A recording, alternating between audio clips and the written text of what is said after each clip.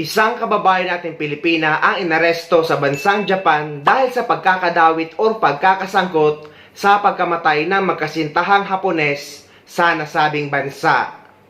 Ito po yung hinggil kay Hazel Morales, isa pong Philippine national na sa Japan po sir na naaresto po ngayon matapos madawit dito sa pagkakamatay ng isang Japanese couple po sa lugar. Your reaction in this sir? Do you know any update sir?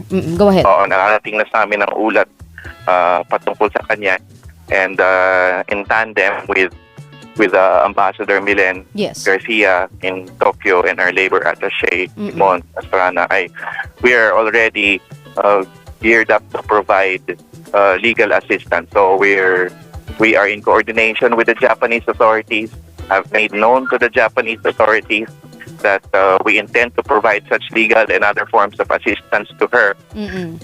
And of course, hindi natin lulubayan ito. Babantayan natin na maigi yung kaso. And we will provide the best legal defense for her.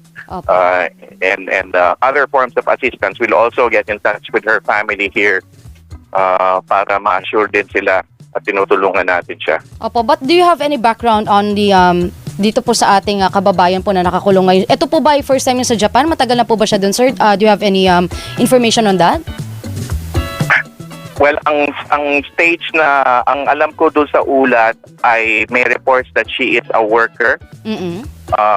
So we are, of course, again, in tandem. Now, whether or not naman she's a worker or a permanent resident doon, I, again, join forces tayo with Ambamilen to help her. And yun nga, siguro hindi muna ako magbibigay ng mga detalye ng kaso kasi ang mahalaga siguro at this stage is we are helping her dito sa case na ito. But rest assured, it has come to our attention and we are fully in touch with Japanese authorities as well as Hazel para matulungan siya. Sa ngayon ay hindi pa natin alam ang buong detalye. Maghihintay pa tayo sa ilalabas ng ating gobyerno o ng Department of Migrant Workers.